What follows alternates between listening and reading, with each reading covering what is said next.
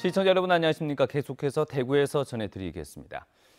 이 대구문화방송은 한국전쟁 발발 직후 대구에서만 3만 명의 민간인들이 억울한 죽임을 당한 사실을 보도해드렸는데요.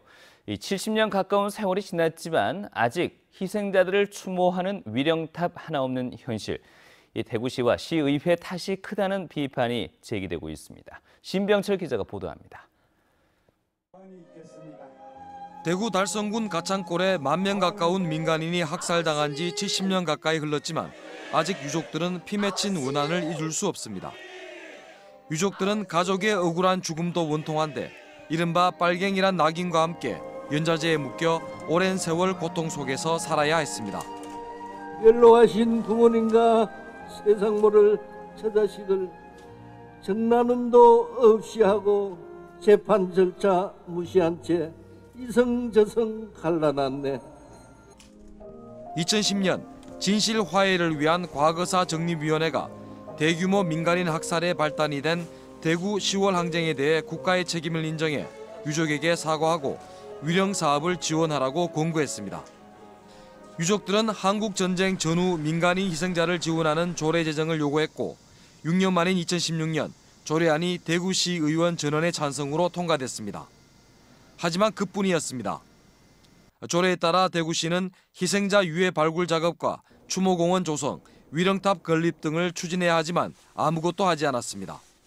그나마 지난해 대구시가 위령탑 건설을 위한 예산을 세웠지만 이번에는 대구시 의회 의원 33명 가운데 32명의 반대로 무산됐습니다.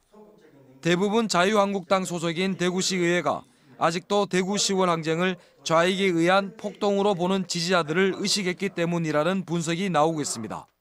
빨갱이라고 평생 고기도 못 들고 살아는 엄마들이 남편 이름 석자 돌에 새기고 돌아가시겠다는데 그걸 못 해줍니까?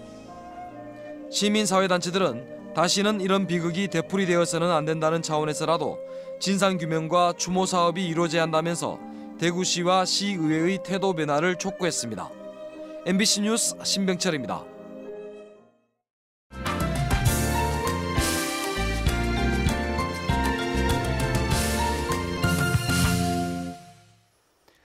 네, 동해안에서 울릉도를 오가는 여객 항로 경쟁이 치열해지고 있습니다. 최근 추진 중인 양양 울릉 항로까지 추가되면 울릉도를 오가는 여객선만 10척으로 늘어나게 됩니다. 강원 영동의 이웅 기자가 보도합니다. 현재 도내에는 강릉과 동해 묵호에서 울릉도를 오가는 여객선이 운항 중입니다. 두 곳의 선사에서 5척의 여객선이 오가며 매년 30여만 명을 태우고 있습니다. 경북은 포항과 울진 후포에서 울릉도를 오가는 항로가 개설돼 있습니다. 선사 3곳이 4척의 여객선을 운항하고 있고 매년 40여만 명이 이용하고 있습니다. 여기에다 양양 울릉 항로까지 개설되면 선사들의 경쟁은 한층 과열될 것으로 보입니다. 수면 위를 떠가는 위그선이 오는 8월 울릉도 노선에 취항하고 2023년 개항을 목표로 공항 건설이 추진되고 있어 여객선 항로 경쟁의 변수가 될 전망입니다. 기본 설계까지 작년 연말에 완료를 해서 기본 설계에서 나온 사업비를 가지고 지금 기재부와 총사업비 협의를 하고 있는 단계입니다. 과도한 항로 개설 경쟁으로 포항에서는 항로 면허권을 놓고 선사들 간의 법정 다툼도 벌어지고 있습니다. 뱃길이 늘어나고 하늘길까지 열리면 육지에서 울릉도를 오가기가 쉬워지겠지만 출혈 경쟁도 예상되고 있습니다. MBC 뉴스 이웅입니다. 예비 후보를 사퇴한 권영진 대구시장의 선거법 위반 논란이 잇따라 불거져 선관위가 조사에 나섰습니다. 권영진 시장은 어제 같은 당 달성군수 후보 선거사무소 개소식에 참석해 지지 발언성 인사말을 했습니다.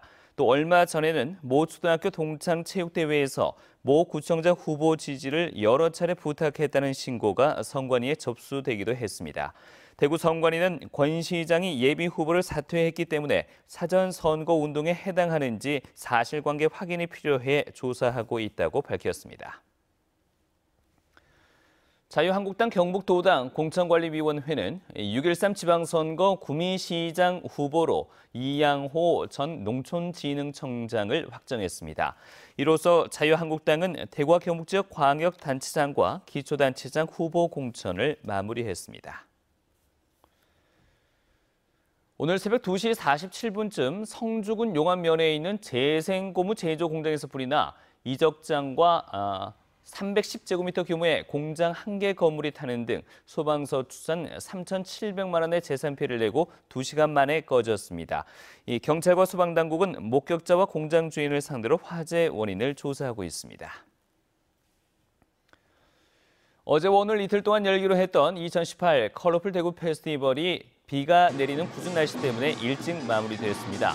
대구시는 오늘 저녁 9시 막을 내리기로 했던 축제가 비로 오후 2시 반에 잠시 중단했다가 시민축제위원회와 협의 끝에 시상식을 제외한 나머지 모든 일정을 취소하고 폐막했습니다.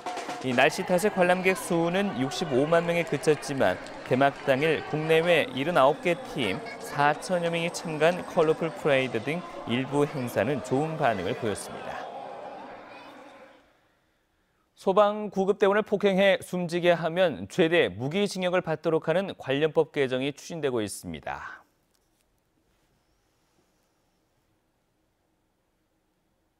네, 지금까지 대구에서 전해드렸습니다. 고맙습니다.